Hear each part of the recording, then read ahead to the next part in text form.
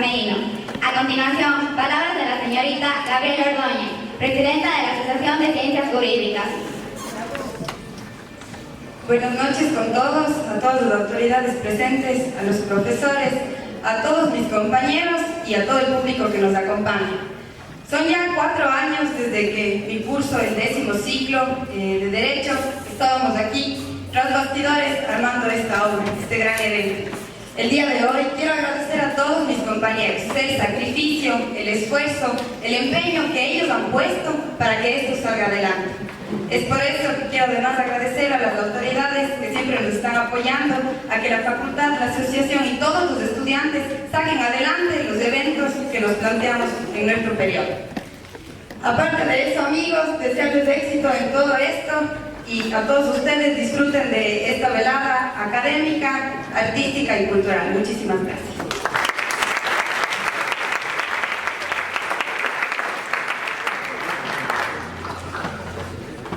Paulina Segovia, presentación.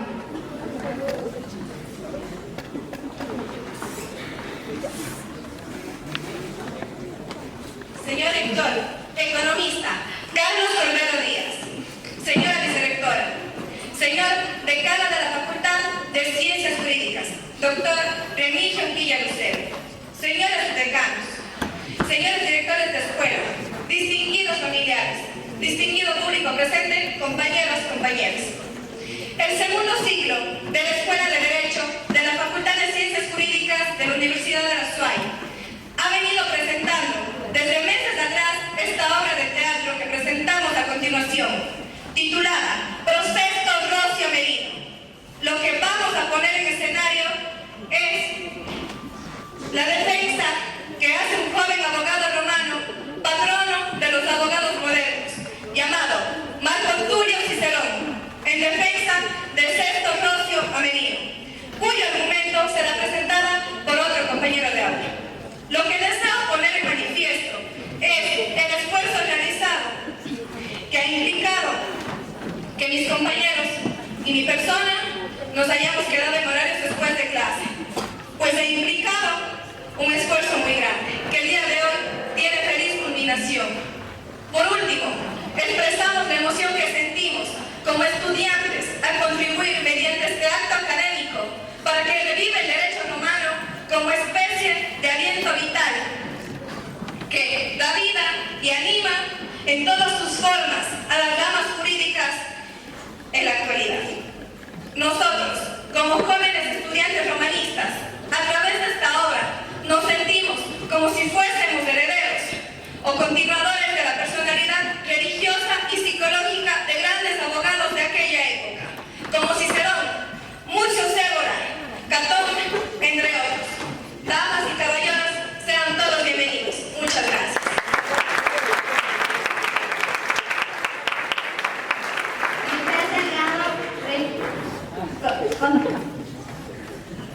Contexto histórico.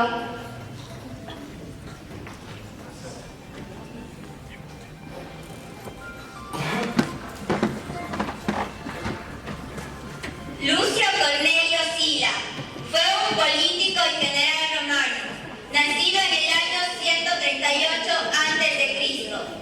Fue cónsul de Roma, algo así como emperador en el año 88 a.C. Estableció una dictadura, tomando como fundamento la llamada Lex Valeria, que de acuerdo a lo que acostumbran a pensar los dictadores actuales, debía durar 300 años. Sus primeros 30 años los dedicó a los placeres de la vida y al libertinaje. El emperador Sila, durante su dictadura, redujo los poderes de los defensores o tribunos de la plebe y debilitó la autonomía de los jueces opretores. Repartió tierras a sus veteranos de guerra,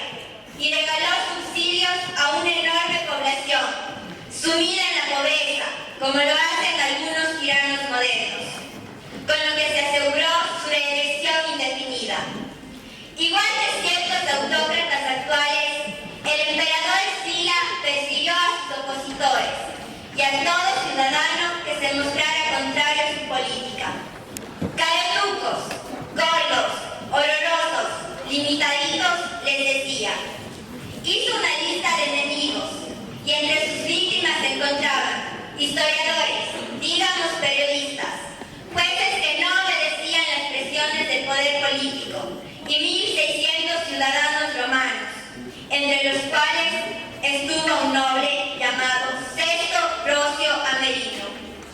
Una de sus esclavas preferidas era la libreta Crisógona, que aprovechó su situación para apoderarse de las riquezas de quienes eran considerados enemigos y opositores del emperador.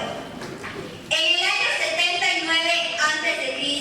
recibió el mando de las Galias, hoy Francia.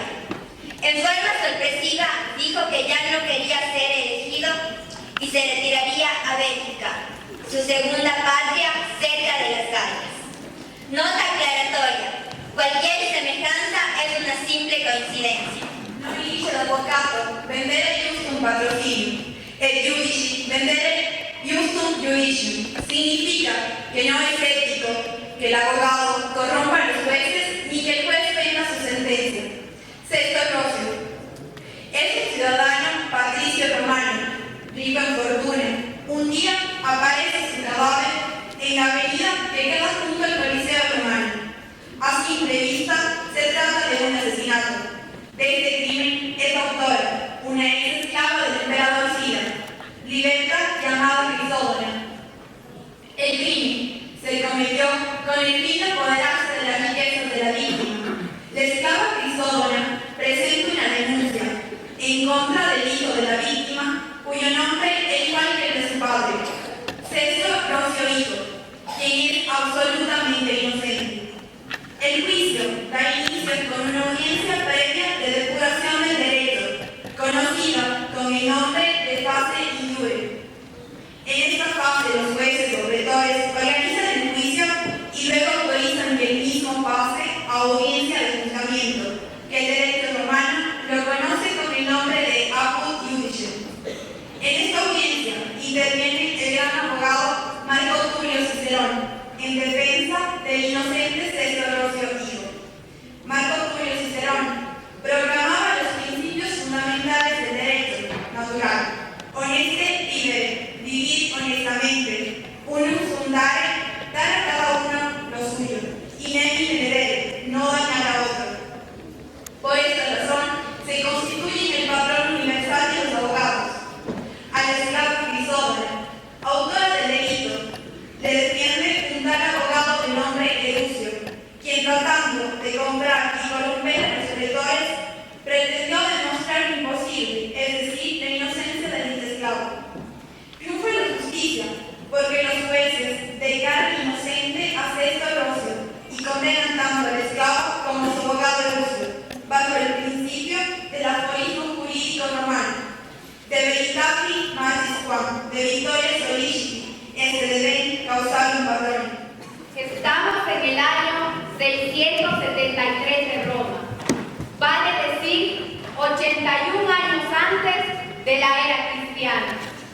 Según parecer de los historiadores, no se debía vivir muy bien, ni mucho menos tranquilamente en la Roma de ese tiempo. Roma dominaba sola, como cerebro y árbitro, en el mundo entonces conocido.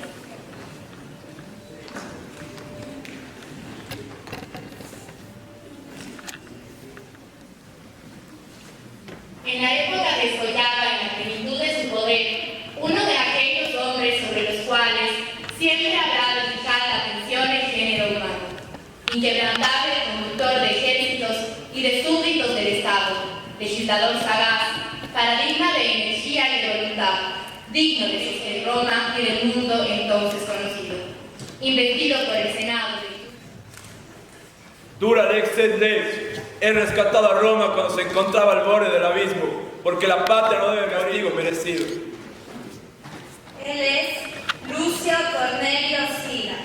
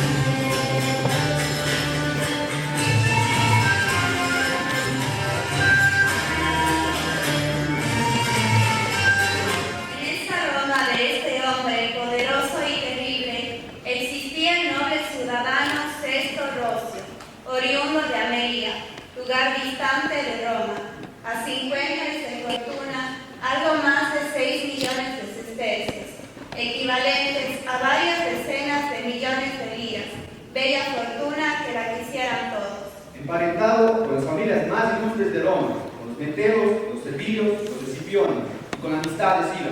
Gozaba de amplio crédito y así tenía.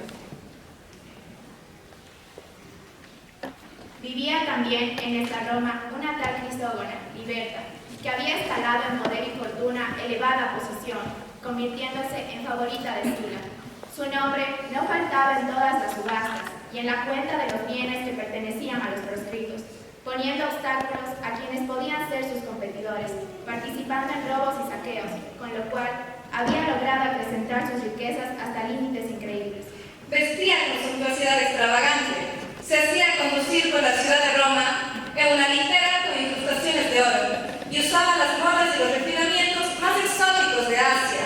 Utilizaba como residencia un soberbio palacio sobre el Palatino. En él exhibía con ostentación tesoros inestimables, muebles maravillosos, vasos de Corinto y de Delos, estatuas y de bronces de manufactura insuperable. Era la primera lista de proscritos, algo así como 80 nombres de ciudadanos romanos, a los cuales seguirían 440. Nombres de magistrados, cuestores, tribunos, procónsules, cónsules, a quienes se les acusaba de haber dilapidado fondos del erario público, violado derechos de los ciudadanos, vendídose a intereses extranjeros. Se mezclaban nombres de simples adversarios políticos, ciudadanos meritorios, cuya falta consistía en conservar, así fuera el más débil lazo de amistad, con quienes eran considerados como los enemigos de la República. Por alguno, tenían que sufrir duras sanciones, incluida la pena capital. Los proscritos andaban vagando por los bosques, por las tierras desiertas, escondiéndose como fieras perseguidas, temerosos hasta del sol, pálidos ante todo rostro humano, imposibilitados para pedir ayuda. Casados como perros roñosos, por quien decía estar dispuesto a la piedad, llegando muchos de ellos al suicidio, ante la desesperación de que la muerte por otros medios se tardara demasiado en llegar. Antiguas al circo Flaminio, donde hoy se levanta la iglesia de Santa Caterina de Ignacio. Hallaron el cadáver de un hombre anciano acribillado a puñaladas, tendido en su charco de sangre y elegantemente vestido, circunstancia esta última que hacía presumir que se trataba de un patricio. ¡Oh, cadáver! ¡Es un hombre anciano! ¡No han asesinado a puñalada! ¡Es un noble ciudadano romano! ¡Oh, no! ¡Es un patricio! La policía romana, es decir, nuestros ediles, tendrán que investigar quién o quiénes lo han matado. Que la policía investigue por qué lo han matado, pues nos asaltan muchas dudas. El delito se consumó varias horas antes, en la noche, y por las indagaciones hechas se comprobó que el viejo había sido asesinado poco después de haber comido abundantemente, como solían hacerlo los romanos, y como también lo hacen los romanos de hoy. El cadáver correspondía a Sesto Rocio Padre, oriundo de Almería. ¿Quién le habría cegado la vida y por qué? Fueron estos los interrogantes que la policía de ese entonces se propuso absolver y que no lo logró a plenitud. El episodio del asesinato de Sesto Rocio corre de un lado a otro de la villa de Almería, en el sentido de que, una vez muerto, se le había inscrito en la lista de enemigos políticos del cónsul Sila, fueran incautados y vendidos en pública subasta. Despertó aquella noticia tanto estupor e indignación en los ciudadanos de Almería que resolvieron delegar en sus concejales o decuriones la misión de entrevistarse con el cónsul Sila para que se reconsiderara la situación de Sesto Rocio, uno de los seguidores más entusiastas del cónsul. En esta ciudad de Almería, todos los vecinos estamos consternados por el asesinato de uno de nuestros más nobles ciudadanos. Noble ciudadano, emparentado con las familias que nos gobiernan, los metelios, los servilios y los escipiones. El cónsul Luis Cornelio Sila, que está gobernando el gran imperio romano, ha elaborado una lista de perseguidos políticos y los ha sometido a destierro y proscripción. Destierro y proscripción, con confiscación de todos sus bienes, privación a sus hijos del derecho a la herencia y venta de sus bienes en pública subasta. Sin embargo, esta lista de perseguidos se cerró mucho antes del asesinato de nuestro vecino Sesto Rocio. Conocemos que la lista ha estado cerrada, pero Sesto Rocio ya muerto lo han inscrito.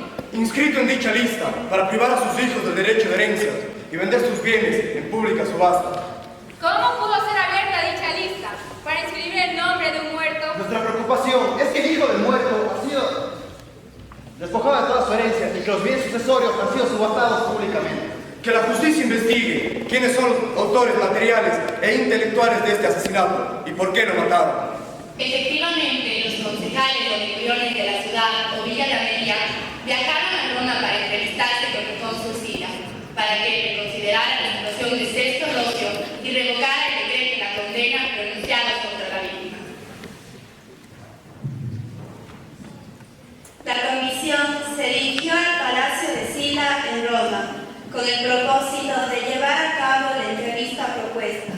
Pero en vez del cónsul los recibió una tal Crisógona, liberta, ex esclava del cónsul.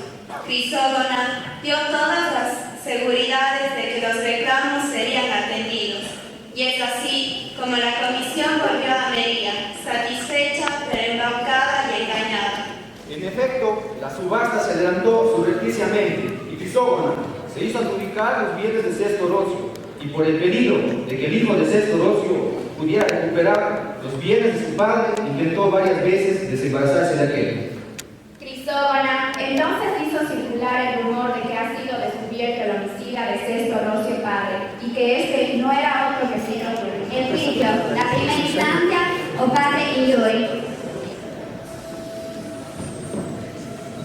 El laudo iudicium, o procedimiento penal romano, comprendía dos instancias, como lo es exactamente hoy con el nuevo Código Orgánico Integral Penal. La primera instancia se denominaba audiencia preparatoria o instancia in iure, que se desarrollaba ante un juez o pretor. En esta instancia se determinaba toda la constelación jurídica que giraba en torno al caso del noble Sesto Rocio. Se depuraban los elementos, es decir, el pretor se encargaba de organizar el juicio. ¿No es esto acaso una inspiración del derecho romano en nuestra legislación actual? Pues he aquí la primera fase in iure. Los pretores, Sesto Rocio con su abogado Lucio Cornelio Rucio, abogado que va a intervenir en esta primera.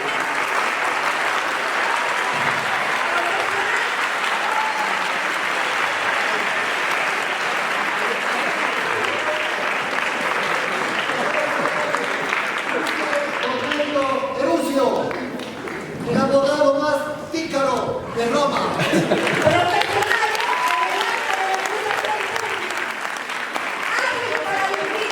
Y por tanto, el mejor abogado.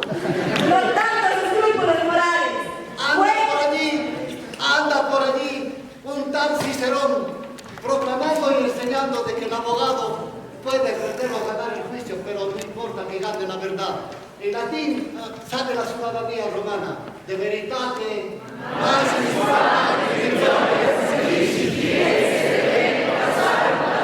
pendejadas.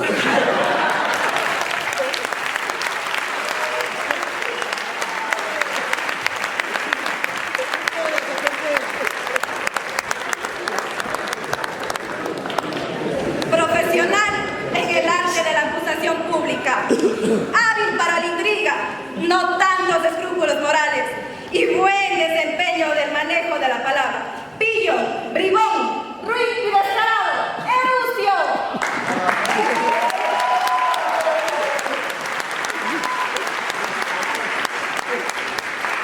Ciudadanos romanos, señores protores jueces, Sesto Rocio, hijo, es el presunto autor del asesinato de su padre. Todas estas condiciones forman parte de la personalidad de Lucio, cuando fue escogido por la nueva duca, la libertad.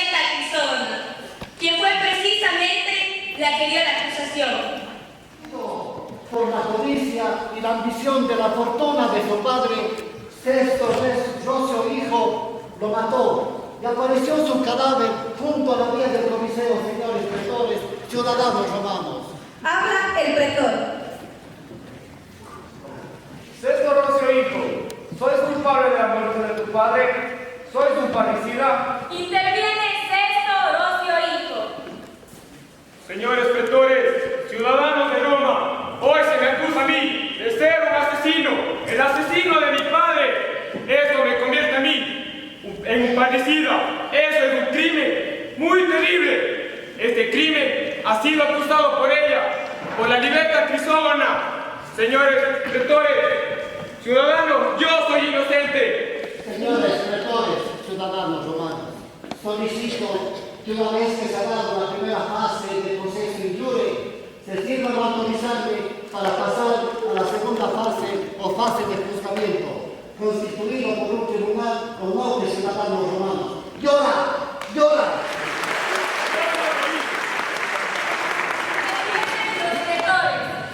Considerando que la denuncia corresponde a las normas consagradas en la octava de las 12 tablas sobre derecho penal por delitos que afectan al interés público y considerando que la libertad crisógona y su abogado, Lucio Cornelio Lucio, podrían tener razón, concedo los permisos y autorización necesarias para que dicha libertad y su abogado se presenten ante el Tribunal de Jueces y presenten allí sus pruebas y alegatos.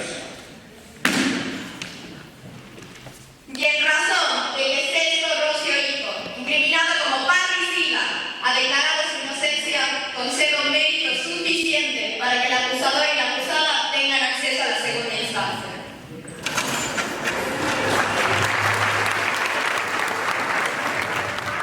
Judicem o in judicium.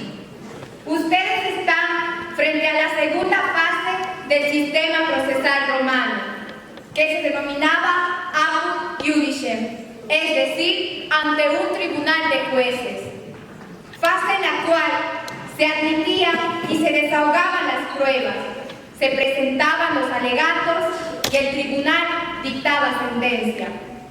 El Código Orgánico Integral Penal actual lo llama fase de juzgamiento, exactamente igual que la fase apud judicem.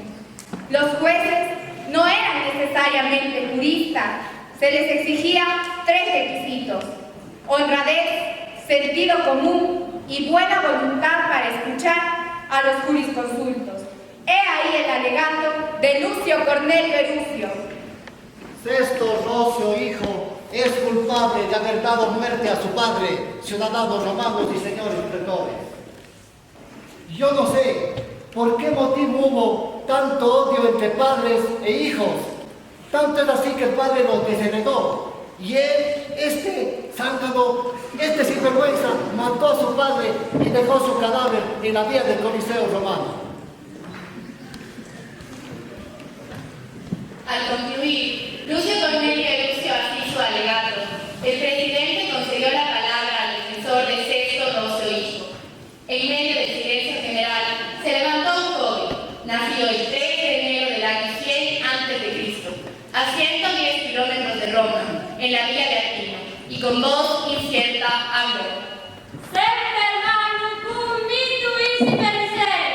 Esto es siempre hablado con gran temor. De veritate magis quando victoria soliciti esse deben causar un patroni. Los abogados de las causas judiciales deben preocuparse más por la verdad que por el triunfo.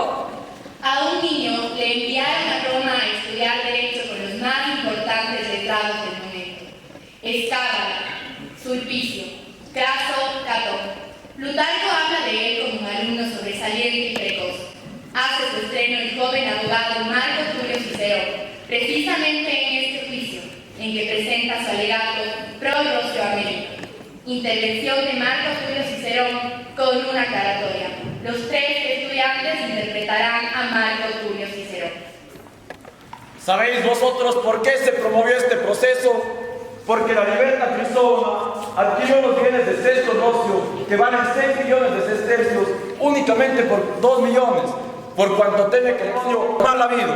¿Cómo se atreve a pronunciar el nombre de Crisógona? ¿Acaso Cicerón está acusando a Crisógona? Cuando principié mi intervención, el abogado de la acusación, Eruncio, charlaba, cuchicheaba, no se preocupaba en absoluto de mí, ni mucho menos en mi discurso, hasta cuando mencioné el nombre de Crisógona. A la primera elección de este nombre del desarrollo de este juicio.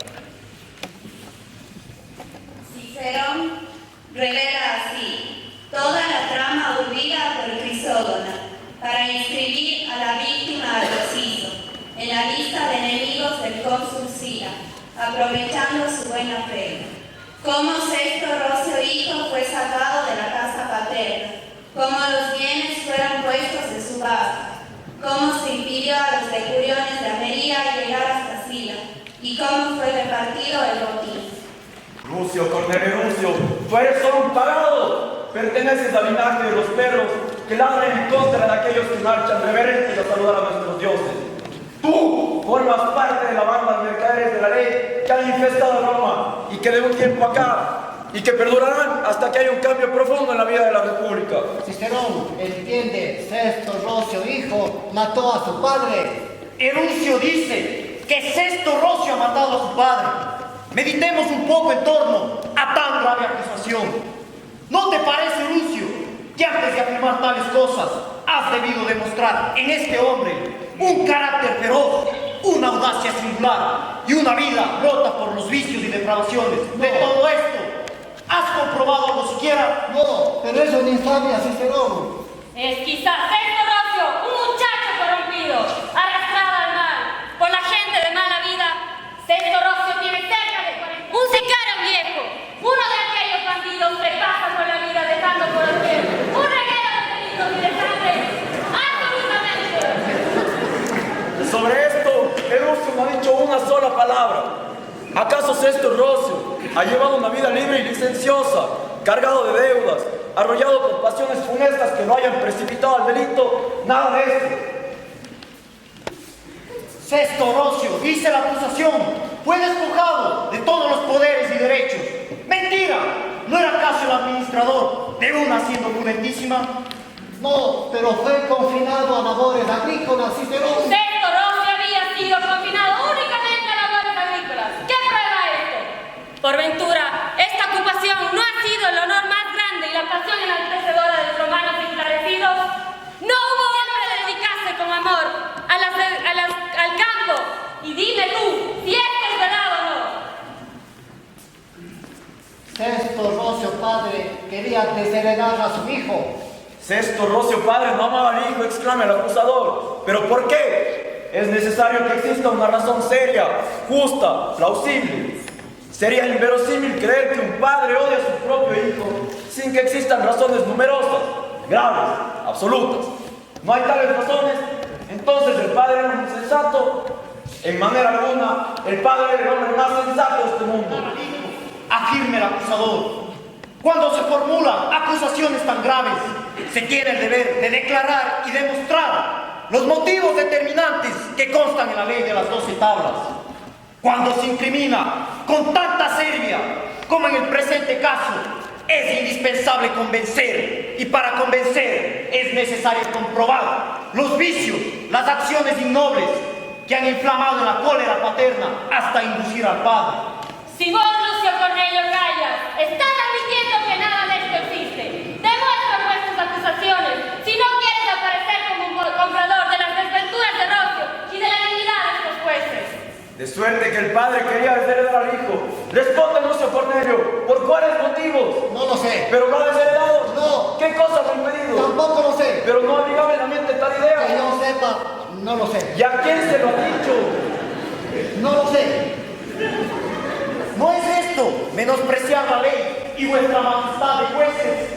Utilizando un sistema semejante de acusación, afirmando hechos de los cuales no se intenta demostrar la sombra de la más mínima verdad.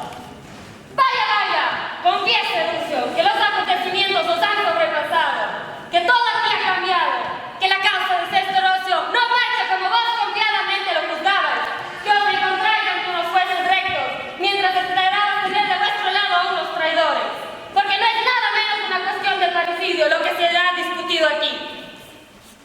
Cuenta la tradición que Solón fue el ciudadano más sabio de Atenas y el redactor de las leyes que gobernaron aquella preclara ciudad. ¿Alguna vez te preguntaron por qué no había concebido una pena para el parricida? Porque estimo que no haya hombre capaz de semejante crimen. Respondió, se dice que Solón había procedido sabiamente. ¡Qué admirable ejemplo de sabiduría, oh jueces, frente a un crimen de tal magnitud! Únicamente a través de poderosas razones se puede afirmar la convicción. Frente a simples conjeturas no es dable solicitar condena, ni mucho menos es de padre para ver que una cosa así se haya podido cometer. ¡Vos, Crisógona! ¡Y vos, Lucio Cornelio! ¡No sois más que una vergüenza para Roma!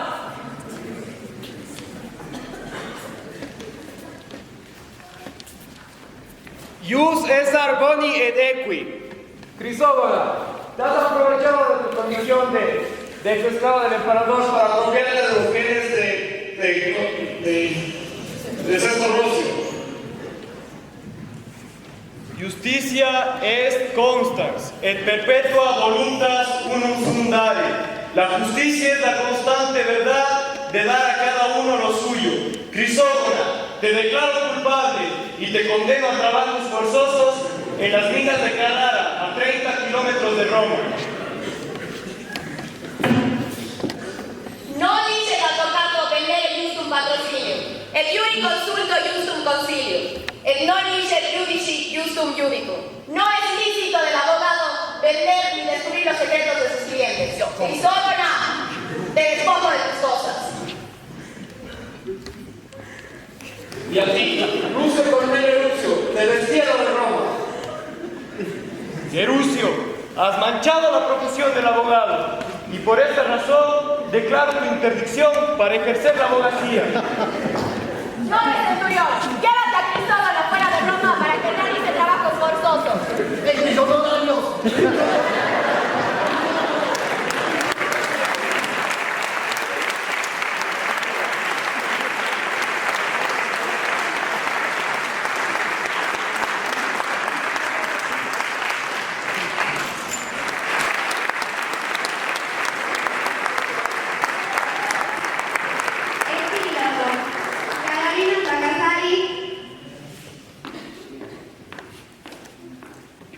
Con Cicerón de Roma, los abogados hemos aprendido a privilegiar la inteligencia sobre la corrupción y lo profundo sobre la banalidad.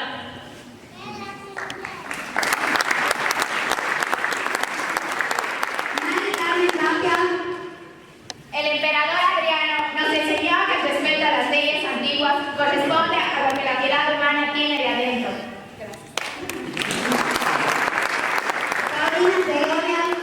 Para el abogado, la moral es una cuestión privada, pero la decencia indudablemente es una cuestión pública.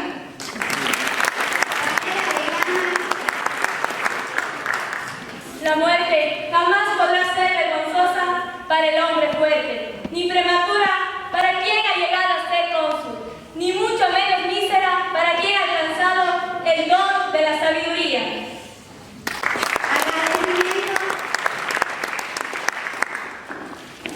Presentamos nuestro más sincero agradecimiento a las siguientes personalidades. Economista, Carlos Cordero Díaz, rector de la Universidad de La Suárez. Doctor Remigio Quilla Lucero, decano de la Facultad de Ciencias Jurídicas. Doctora Silvia Ortiz, directora del área de cultura de la Municipalidad de Cuenca, que nos ha colaborado con las gigantografías ubicadas en la parte externa. A la Guardia Ciudadana de Cuenca, por la ayuda prestada por los caballos.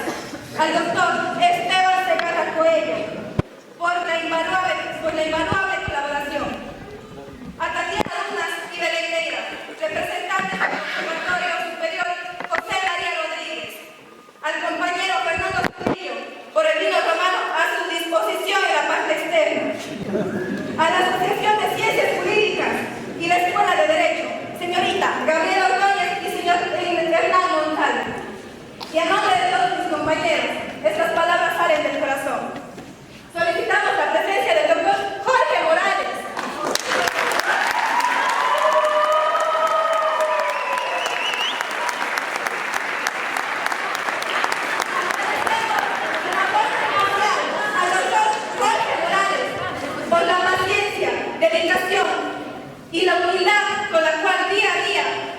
inculca el amor a la carrera de la abogacía. Muchísimas gracias, doctor.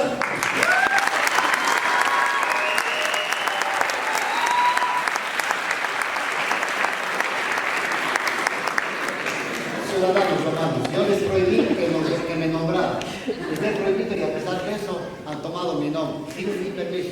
Porque los actores, los principales protagonistas son los estudiantes, para quienes me permito solicitar comedidamente su lindo aplauso. Muchas gracias.